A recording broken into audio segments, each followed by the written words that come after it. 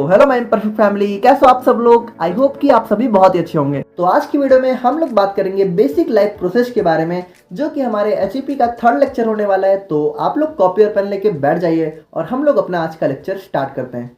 तो बात करें हम लोग यहाँ पे बेसिक लाइफ प्रोसेस के बारे में, तो ये हमारी ऐसी प्रोसेस होती हैं जो हमें ये बताती हैं कि हम एक लिविंग बीइंग्स हैं। यानी सिंपली बात करें तो जो भी लिविंग बीइंग्स होते हैं जिनको यहाँ पे लाइफ मिली हुई है, तो उनके अंदर ये सारी जो प्रोसेस होती हैं जिनको हम लोग आज की वीडियो में देखने वाले हैं, ये ज़रूर से ज़रूर देखने को मिलती हैं। और ये हमें जो नॉन लिविंग बीइंग्स होते हैं उनसे डिफ्रेंशिएट करती हैं, क्योंकि जो हमारे नॉन लिविंग बीइंग्स हैं उनके अंदर ये सारी जो प्रोसेस हैं ये हमें नहीं देखने को मिलेंगी। यानी कि जो लिविंग बीइंग्स होते हैं, ठीक है, उनके अंदर ही हमें ये सारी प्रोसेस देखने को मिलती है।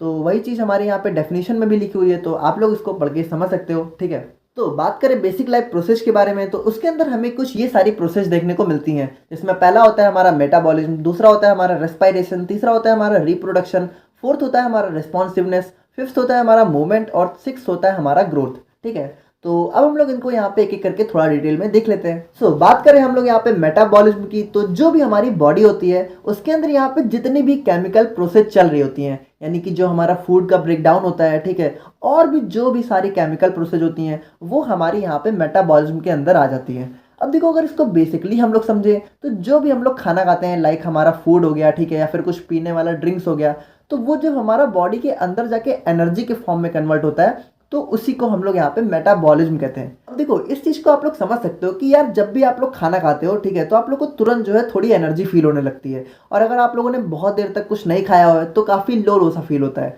तो आप लोगों को क्या लगता है कि जो आप लोग खाना खाते हो, ठीक है, तो उससे हमें एनर्जी मिल रही है? देखो, उससे हमें एनर्जी नहीं मिल रही है। वो जब हमारा यहाँ पे ग्लूकोज के फॉर्म में चेंज हो रहा है, ठीक है, बॉडी के अंदर जाके, तो उससे हमें एनर्जी मिलती है। तो वो सारी जो प्रोसेस होती है वो हमारे यहाँ पे मेटाबॉलिज्म के अंदर आ जाती हैं। अब देखो, मेटाबॉलिज्म हमारा बेसिकली दो टाइप का होता है। पहला होता है हमारा कैटाबॉलिज्म, दूसरा होता है हमारा एनाबॉलिज्म। अब देखो, ये दोनों बहुत ही सिंपल है, इनको हम लोग यहाँ पे थोड़ा देख लेते हैं।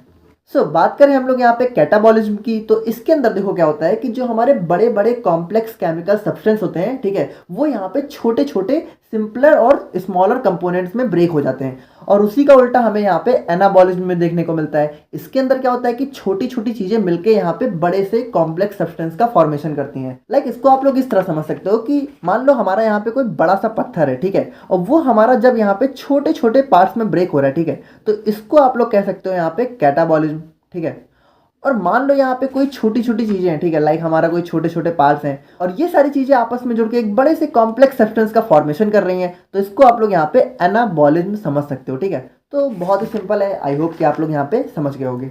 तो अब हम लोग बात करते हैं यहाँ पे रेस्पिरेशन के बारे में। तो यार देखो, रेस्पिरेशन को तो आप लोग बहुत ही सिंपली समझ रहे हो। जो हम लोग यहाँ पे सांस लेने का काम कर रहे हैं, ठीक है, तो सांस कैसे ली जाती है? हम लोग क्या करते हैं, ऑक्सीजन को जो है अपने अंदर लेते हैं, ठीक है, और कार्बन डाइऑक्साइड को रिलीज करते हैं। तो वही यार जो हमारी सांस लेने वाली प्रोसेस है, उसी को हम लोग यहाँ पे रेस्पिरेशन से डिफाइन करते हैं।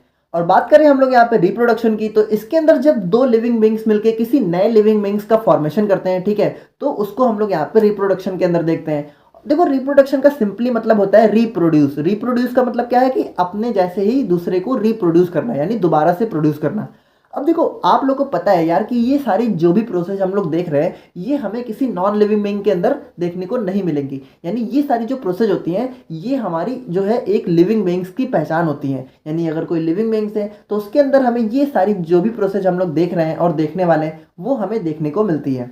अब बात करें हम लोग यहाँ पर रेस्पॉन्सिवनेस की, तो यार जो भी हमारा इंटरनल और एक्सटर्नल इन्वायरमेंट होता है, ठीक है, एटमॉस्फेयर होता है, तो जब उसके अंदर हमारा कोई चेंजेस होते हैं, लाइक इसको आप लोग इस तरह समझ सकते हो कि मान लो जो हमारा एक्सटर्नल इन्वायरमेंट है उसके अंदर जब हमारा यहाँ पे वेदर चेंज होता है, ठीक है, या फिर हमारा डे से नाइट होता है, या फिर इंटरनल इन्वायरमेंट की बात करें तो उसके अंदर मान लो अगर हमें कोई बीमारी हो रही हो, ठीक है, या फिर हमारी तबीयत बिगड़ रही हो, तो उन सारी चीज़ों के प्रति जब हम लोग रिस्पॉन्ड करते हैं तो वही हमारा रिस्पॉन्सिवनेस कहलाता है। ठीक है, और बात करें हम लोग यहाँ पे मूवमेंट की, तो यार जो भी हम लोग एक जगह से दूसरी जगह जाते हैं, या फिर हमारे जो इंटरनल ऑर्गन्स होते हैं, लाइक हमारा हार्ट हो गया तो वो धड़क रहा है, ठीक है, या फिर हमारी जो जुबान है, अभी हम लोग बोल रहे हैं, ठीक है, तो हमारी जो जुबान चल रही है, तो ये सारी चीज़ों का जो भी मूवमेंट होता है, यानी जो हमारा एक्सटर्नल बॉडी है उसका मूवमेंट, और हमारे बॉडी के अंदर भी जो ऑर्गन्स हैं, ठीक है, उनका भी यहाँ पे जो भी मूवमेंट होता है वो हमारा यहाँ पे मूवमेंट के अंदर आ जाता है।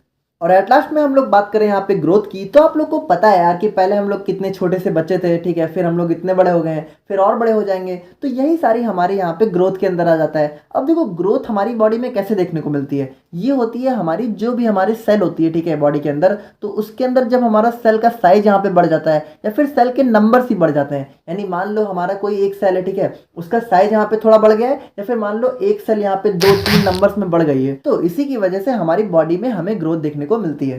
तो यार आई होप कि आप लोग को आज का लेक्चर समझ में आ गया होगा, और अगर कुछ नहीं समझ में आया तो डेफिनेटली कमेंट करके बताना, और मिलते हैं नेक्स्ट वीडियो में। Thank you so much.